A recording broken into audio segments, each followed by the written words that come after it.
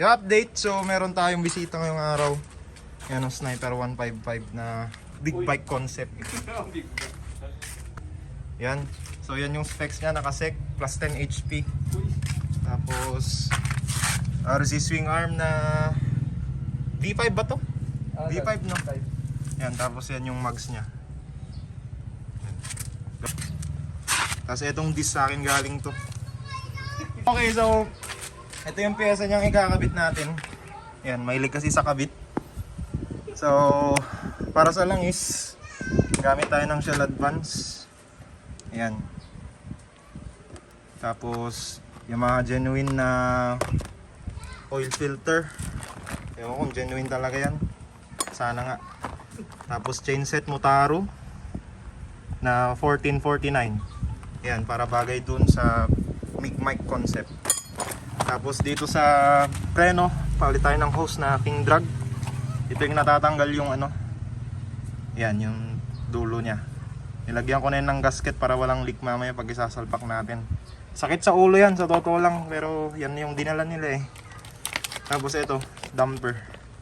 Palitan natin yung damper nun kasi wala, issue na yan ng Sniper. Mula noon hanggang ngayon. So yun lang. Baklasin na lang natin.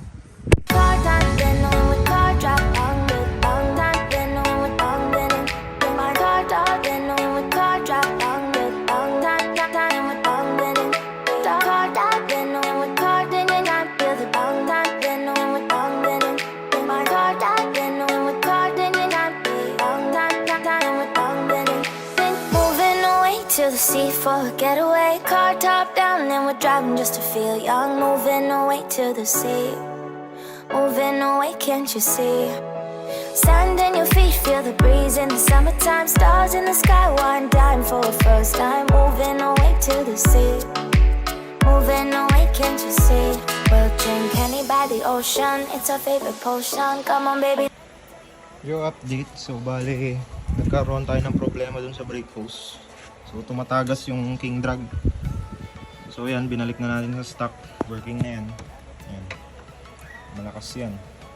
So bali ngayon, babaklasin na lang natin tong footrest para mahugot natin tong crankcase cover. Tapos ayusin na natin yung damper niya. Alright, so update na lang. Tonight, there won't be one more time. So we gonna do this tonight. There won't be one more time. So we gonna do this tonight. There won't be one more time. So we gonna do this tonight.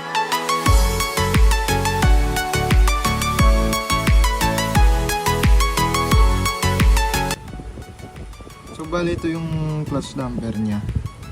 So bali pupudpudin lang natin yung mga ulo ng rematch para mahugot natin tong plate niya para mapalitan natin yung damper sa loob. Okay, so gawin na natin yung update. So nailagay na natin yung damper niya. Yan, binubuo na natin. So yan, lalagay na lang natin yung slipper clutch niya. Tapos na. Beat, grab your champagne glass tonight. We toast to freedom in the Caribbean, yeah. In the Caribbean, yeah. Dance, dance, dance, smoke, smoke, smoke. Fire it up, let our lanterns paint the night sky red. Paint the night sky red, yeah, yeah. We'll drink honey by the ocean, it's our favorite potion. Come on. Yung update, so nailagay na natin. Bali, papalitan na lang natin yung oil filter tsaka yung lens nya. So bali ang gamit natin dito ay Shell Advance. Yan. Ito gamit kong langis mula nung nailabas sa pasa yung motor ko. So napakalinis nya. Okay, so yun na lang. After natin masalinan ng bagong langis, kakabit natin yung footrest tapos yung fairings. Tapos na. Pwede na to. Be one more time. So we gonna do this tonight. There won't be one more time. So we gonna do this tonight.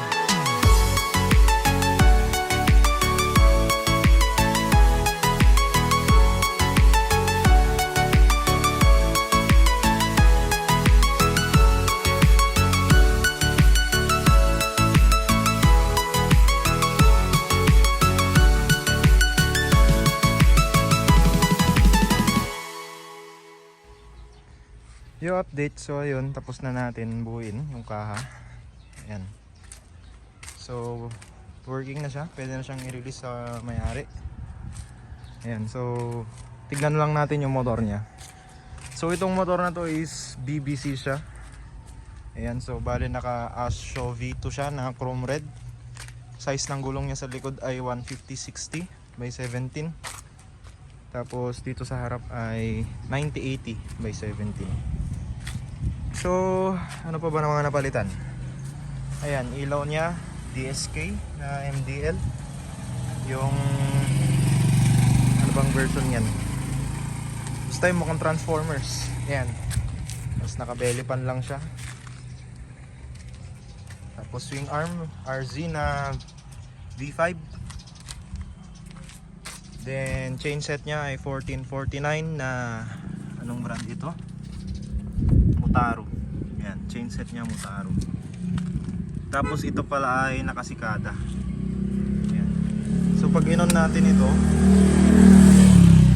ayan, meron siyang busina bit. Tapos kapag pinindot natin to, naka-automatic. Try nga natin i-testing pa. So naka 9 siya, try natin yung 8. Ayan. Oh, di ba? Parang boom tarat-tarat. 7.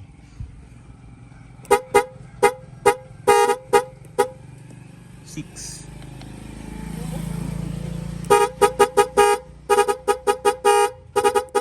So hanggang doon lang kasi tanghaling tapat ngayon, siesta time, baka maraming natutulog, baka magalit sila sa atin. So paanda rin natin. Ayan. So yan, tapos na siya. So bali gawan na lang natin ng simpleng montage. Let's make this flame.